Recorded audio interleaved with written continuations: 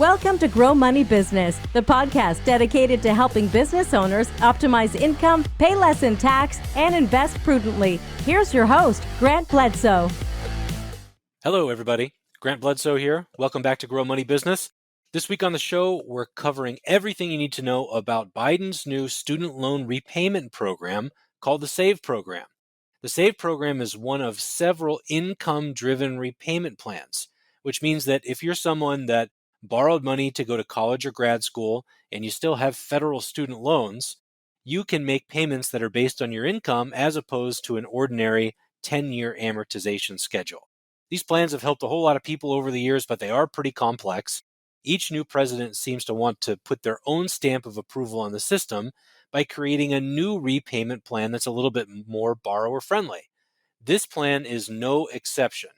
It could help you reduce your payment if you handle it right. If you're someone who's out there aiming for some kind of forgiveness of your student loans by making 20 or 25 years of payments, or by working in the government or public service, this is an episode you probably should listen to because it could help you out if you play your cards right. I hope you enjoy it. Hey everyone, I need to interject quickly to remind you all that nothing found in today's episode or any other episode of Grow Money Business should be considered financial, investing, legal, tax, fitness, or even relationship advice. It's content that you're free to use and to deploy on your own terms. And before taking any actions on content found on the show, please do consult with your tax professional, your attorney, or your financial planner. If you don't have a financial planner, head on over to threeoakswealth.com to learn more about what we do in terms of financial planning and investments and how we help clients on an ongoing basis. So you may have heard some rumblings about the student loan situation. And if you have student loans out there, particularly in the federal system, you may be well up to speed on this. You may be well aware of what's going on. If you haven't been paying attention to them, or if you don't have loans and maybe you haven't been paying attention to them, then perhaps you've seen some news headlines describing the student loan situation. I wanted to take today's episode to describe exactly what's going on and what the changes to the federal student loan system are going to be, because there have been some.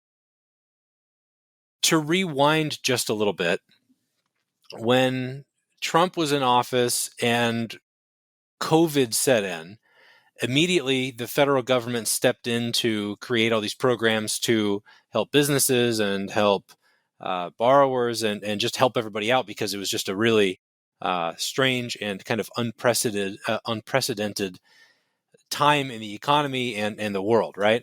And so we had the Paycheck Protection Program and all these items that help businesses, and almost immediately they put all the federal student loans in administrative forbearance.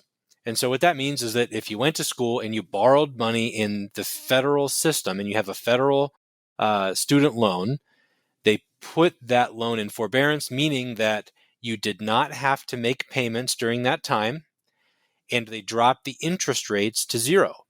Usually when you're in forbearance, and typically what happens is if you go to school, graduate school, dental school, medical school, anything, if you borrow money from the federal system to pay the tuition and pay the cost to go to school, once you graduate, you have a forbearance period of 6 months before you start having to pay them back.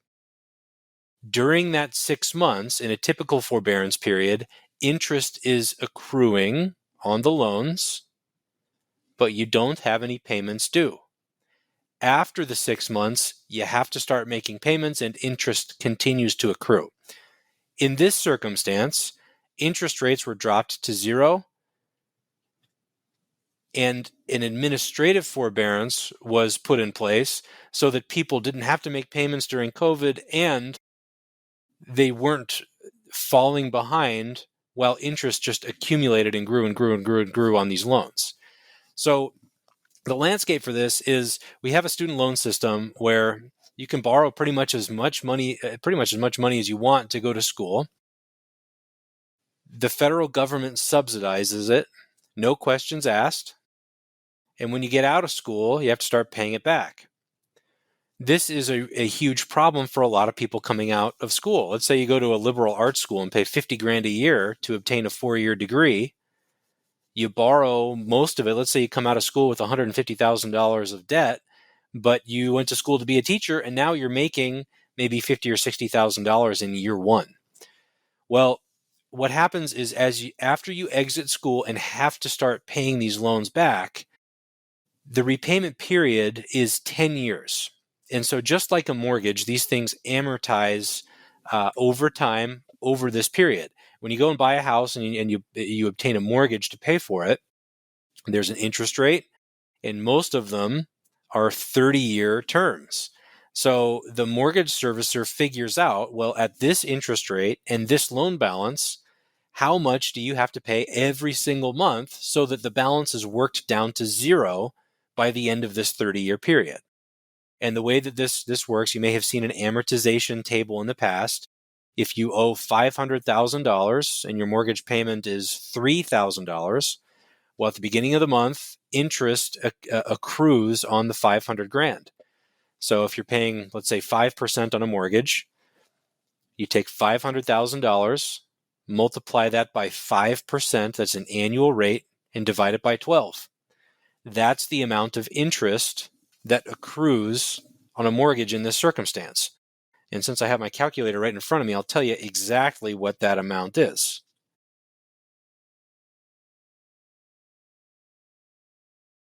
Of course, I have to clear the history. It's probably not the most compelling audio. That amount is $2,083 a month. You have a $500,000 mortgage, you're paying 5% on it, $2,083 a month. So if your payment is $3,000 a month, then in that first month, you give the mortgage company $3,000, $2,083 of it goes toward interest. The rest of it, or just a little bit less than $1,000, goes toward the principal. Now you fast forward to month 2. Well, you just paid off about $1,000 of the principal. So in month 2, instead of having a balance of $500,000, you have a balance of $499,000. You take $499, multiply that by 5%, divide it by 12. Now you're paying a little bit less in interest than you did in month 1 because you've paid off a little bit of the balance. And so over time, over this 30-year period, more and more of your payment goes toward principal because the balance is lower, and less goes toward interest. Well, in the student loans, I apologize if this is way too surface level for people. If you've purchased a house before, you're probably familiar with this. But with student loans, it's the exact same concept, except over a 10-year period. And so if you're in that situation that I was describing earlier, you borrow $150,000 to go to school, you're only making $50,000. Well, a payment on $150,000 of loans right when you get out of school, to pay that thing off over 10 years is going to result in a really, really high payment. So much that it's going to be impossible for someone making $50,000 a year to live anywhere but their parents' house, perhaps. They're not going to have enough cash left over to start saving, to buy a house of their own. It really hamstrings people. And so because of this problem, the last 4 or 5 presidential administrations have created income-driven repayment plans to help alleviate this issue. The first one, I can't remember the date that this came out or which president it was called income contingent repayment. And since then, every new president has wanted to put their stamp on the student loan problem in general, and they've created their own new and improved income-driven repayment system. And so in these plans, rather than having to make this huge payment right after you get out of school and have the loans worked down to zero over 10 years, you can opt into one of these options where your monthly payment is based on your income, which is pretty cool. And in general, they're either 10 or 15% of what they call discretionary income. So in that example, and I'll just pull this out of thin air, if your payment is $1,750 a month on $150,000 of loans, that's a heck of a lot of money for someone making $50,000 a year. Well, if they opted into one of these options, 10% of your discretionary income is a lot less than $1,750 a month. So therefore, it really helps their cash flow issues.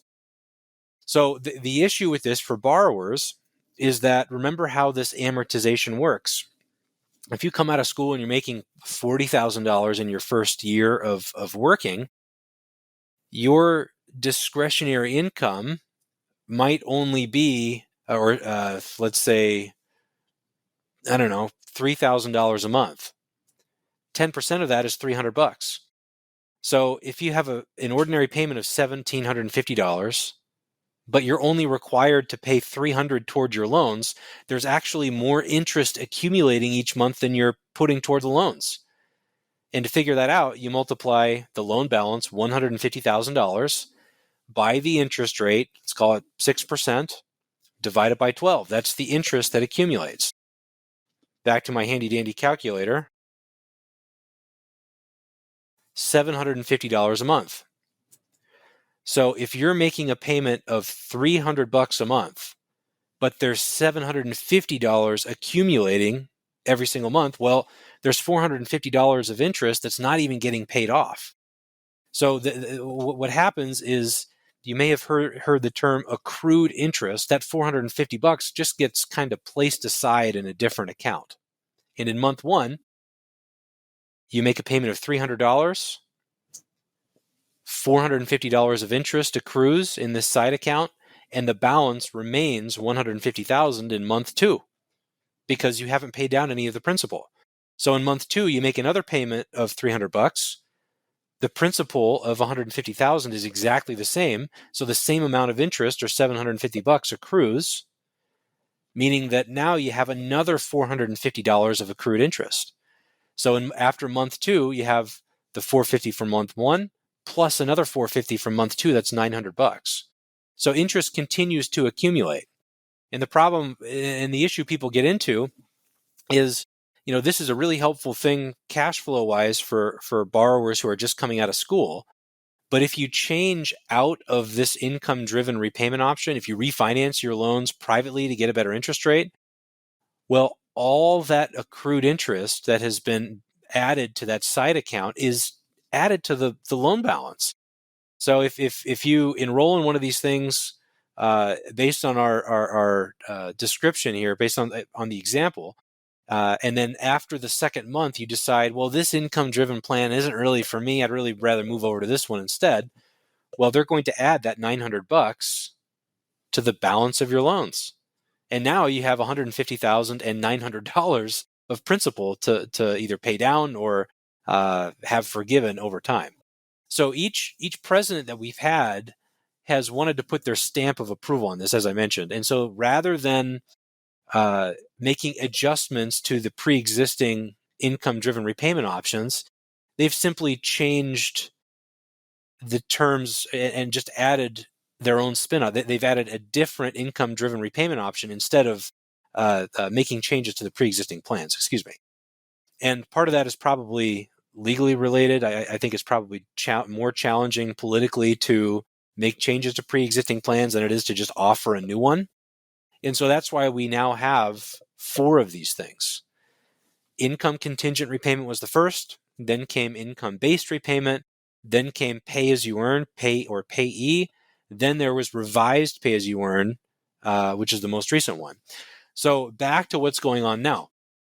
President Biden has said for a long time he wants to offer more forgiveness for federal student loans and make the system more friendly for borrowers. So there was something he was trying to get passed was $10,000 of federal student loan forgiveness for any borrower under a certain income threshold. That got held up in the courts. And on top of that, another $10,000, so potentially $20,000 for any borrower under that income threshold who was eligible for Pell Grants when taking out the loans. Pell Grants are available to people with very modest incomes and means, and so that means that lower income borrowers would be eligible for $20,000 instead of $10,000 theoretically. Well, that got held up in the courts, and it actually got struck down. I don't know if it went to the Supreme Court. It probably did, but it got struck down basically. So that $10,000 of forgiveness never materialized. The other stuff that he wanted to do was create a different income-driven repayment option. his option did get passed. I don't know whether it was formally approved in the courts or whether it had to. He may have been able to put this through via executive order. I don't know all the legalities of that. Long story short, there is now a more favorable option for borrowers who are making payments based on their income. So back to these pre-existing plans. Let's use revised pay-as-you-earn, which is the most recent plan prior to Biden's spin on this. Revised pay-as-you-earn has you make payments that are 10% of your discretionary income. So discretionary income means anything on top of 150% of the poverty line in your area for the number of people in your household. So if you Google federal poverty lines, there's something from the one of the governmental departments that lists out what that is. Basically, Alaska and Hawaii, I think, have different poverty lines than the contiguous 48 states because cost of living is a little bit higher there. And so if you're married and you have 2 kids, you have a household of 4, you look up what that poverty line is, it might be around let's say $25,000. If you make $100,000 a year, your discretionary income is you take $25,000, multiply that by 150% or 1.5. And since I have my calculator here, I will tell you exactly what that is. That's $37,500. If your income is $100,000, that means that your discretionary income is $100,000 minus $37,500. Discretionary income is $62,500. If you divide that by 12, you get $5,210. 10% of that is $521. That's how you figure out what your payment's going to be. Now, what are they using for income? They want, in order to qualify for this, and in order to, anytime you register for one of these income-driven repayment plans, you have to submit an income certification form where you tell them what your income was from the previous year. You have to upload a document that confirms that. So they want your tax return in all cases, unless there's been a change of from your employment situation. So if and they're using adjusted gross income, by the way. So you apply for this program, you submit the form, you write down $100,000, you add your tax return from the previous year, and you send it in. If you get a different job and your income is cut in half, you can recertify thereafter, and you have to include like a pay stub or something else that proves your new income after the change in situation. And if nothing else, they want you to recertify every single year. So this is all relevant because one thing that comes up a lot is, well, hey, I'm married. My wife and I file our taxes jointly. She makes $100,000. I make $100,000. Our payment is going to incorporate all her income too. So now your adjusted gross income shows $200,000. Well, one thing that you can do is if you're married, and this is relevant, you can file your taxes separately. Usually when you file as a married filing separately couple, as a couple, you will wind up paying a little bit more in tax. But that may still be beneficial to you because it could be offset by a lower payment on your student loans. If you strip out your spouse's income and recertify your income only based on a married filing separately tax form, that is totally okay in their eyes and might make sense in some circumstances. So now Biden has his new program. The differences are that if your loans are from undergraduate school only, the payments are 5% of your discretionary income instead of 10%. If your loans are from graduate school only, they are 10% of your discretionary income. And if it's a mix, you take the loan balance and figure out pro rata what percentage is from undergrad, what percentage is from grad school, and then you prorate in that range of 5 to 10%. In addition, they changed the verbiage for and definition of discretionary income. And so rather than using 150% of the poverty line, now they're using 225% of the poverty line. So you raise that threshold of income that's excluded from the equation. That means that you have a lower monthly payment when you run the math. So that's also more borrower friendly. Here's the big one too. Remember, we were talking about accrued interest. If you have $750 of interest that's accruing on your loans every month, you're making a $300 payment, then the other $450 of interest accrues in this side account. In Biden's new program, which is called the SAVE program, they come up with these funny acronyms, SAVE. In his program, there is no interest that will accrue as long as you make your income-driven payment on time. So if you're in that situation, your payment's $300, the interest that accumulates is $750. As long as you make the $300 payment on time, the other $450 is not going to accrue. That's a big change and very borrower friendly. Now, one question that comes to mind here is, well, why is the government allowing people to make such a small payment, knowing that these loans are never going to go away? They're going to be stuck with these for the rest of their life. And what they're doing is forgiving any balances remaining after you make either 20 or 25 years of qualifying payments. If your loans are only undergraduate, from undergraduate college and university, it's 20 years. If there's grad school involved, it's 25 years. So if you're in that situation, you're making a $300 payment, $750 of interest is accruing, then you're never going to make a dent in the principal balance on those loans. It's never going to go away. But if you stay in the program and stick with it after 20 years, you'll have those loans just wiped away by the federal government. The caveat here is, under the current tax law, all that forgiveness is considered taxable income. So if you have $150,000 that's being forgiven, you better be ready to pay tax on that $150,000 of forgiveness. That might change. We don't know, politically. And keep in mind, all these income-driven plans are relatively new. So they've not even been around for 20 years yet. There's no cohort of borrowers who has gotten to that 20-year mark and actually had to face this tax bill yet. And I suspect when that actually starts to materialize, there's going to be a lot of political pressure to make that forgiveness tax-free. Right now, it hasn't materialized yet. It's not a front burner issue for politicians. They'd rather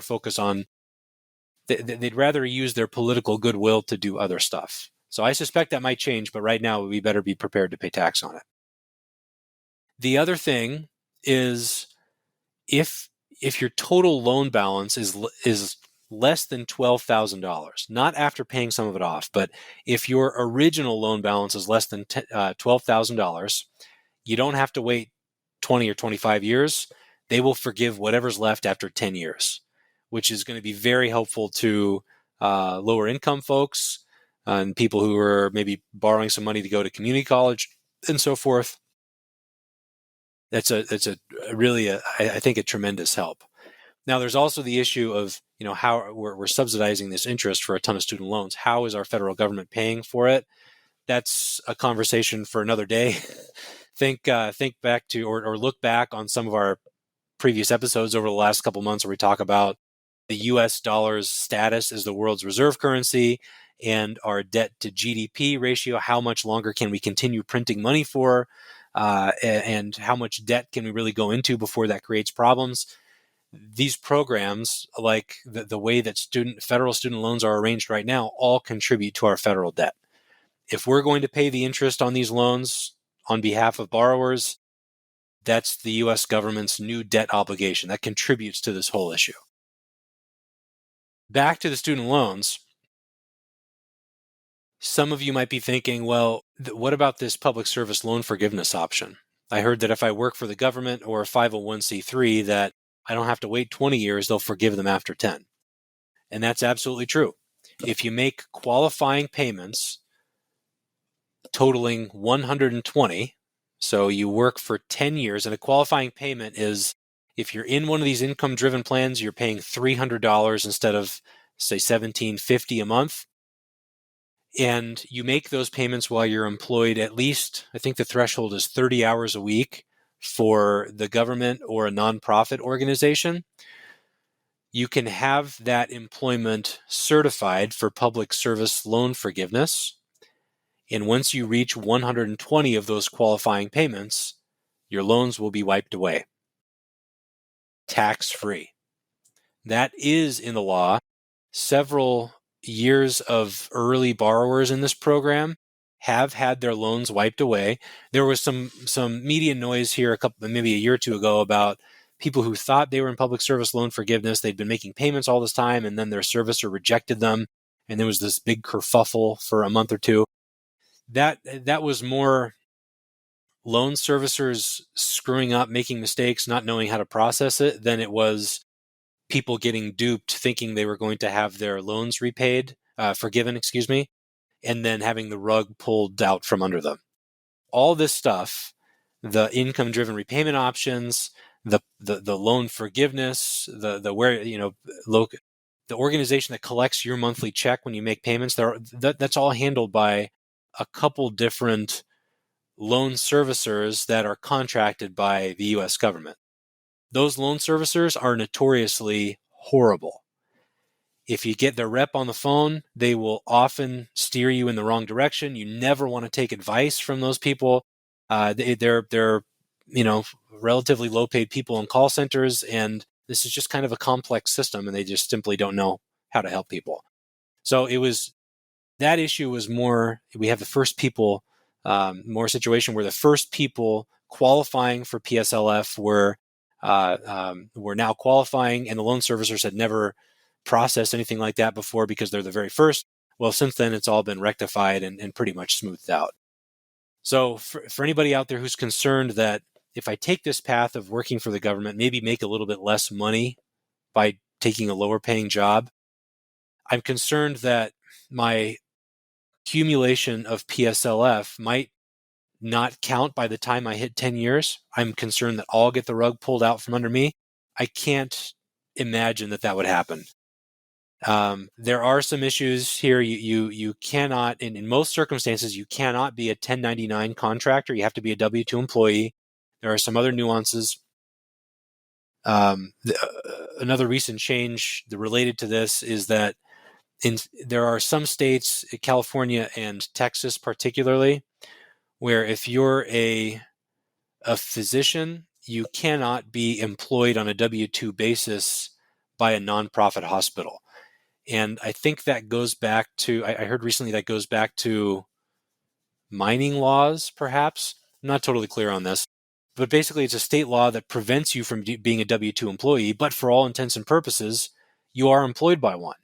And what Kaiser, for example, will create an employment group that is for profit, and that employment group contracts with the nonprofit hospital. Well, if you were a W-2 employee for the for-profit subsidiary, you didn't qualify for PSLF. If you're a 1099 contractor for the hospital instead of W-2 because you couldn't be a W-2, that didn't qualify for PSLF either. Well, as part of this, some of Biden's changes, not directly related to the SAVE program, now that work qualifies as well. So that's a huge benefit for a lot of physicians in Texas and California, whom we work with quite a few of in our financial planning firm. So that's pretty much the back to front of the SAVE program. The other thing you should be aware of is that if you're currently in revised pay-as-you-earn, you have loans, you haven't been paying on them during this forbearance period, the forbearance period is just about to end. Interest is going to begin accruing in September. Loan repayments will begin in October. What that means is that if you're in one of these programs, your loan servicer is going to reach out to you at some point. They're going to want you to recertify your income. It is very, very important that you recertify your income when they ask you to. They are required by law to notify and request that you recertify.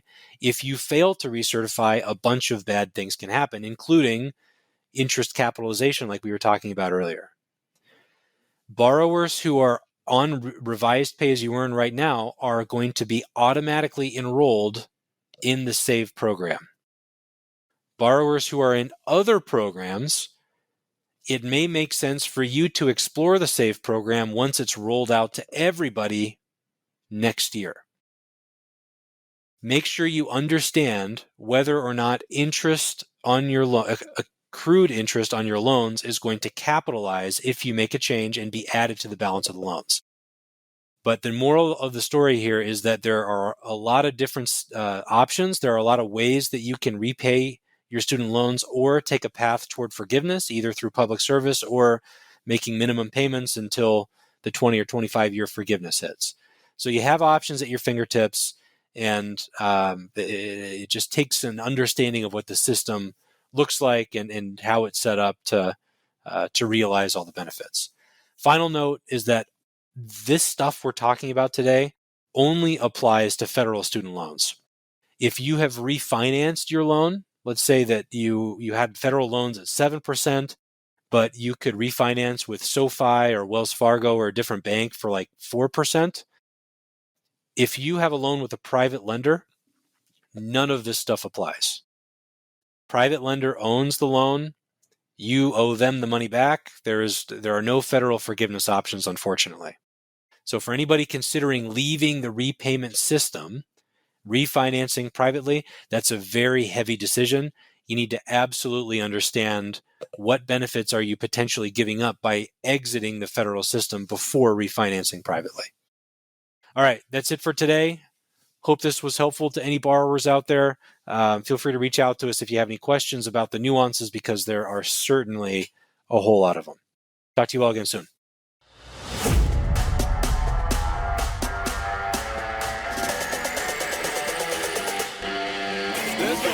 Thanks for tuning in to Grow Money Business, the podcast dedicated to helping business owners optimize income, pay less in tax, and invest prudently. Be sure to subscribe to the podcast on iTunes, Google, Spotify, or wherever you digest podcasts to ensure you don't miss out on future episodes and announcements, and feel free to submit questions to growmoneybusiness.com.